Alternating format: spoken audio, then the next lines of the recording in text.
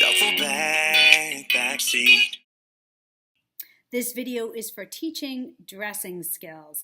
Now, a really good trick, and one that is oftentimes very helpful when you're dressing, is to make sure that your child is seated with back support. They could be seated on the floor with their back against the wall or in a comfortable chair that's very stable. But the idea is that you want to remove the balancing act with dressing so that when they're lifting their leg, they're not having to balance back and forth. So you want to give them some nice, stable seating with some good back support so that they can lean the body back against either a chair back or against a wall.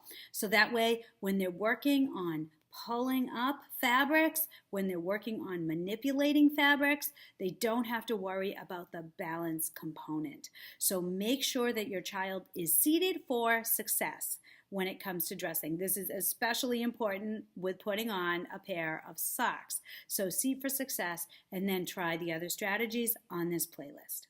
In my mind, you're a driver, slow down.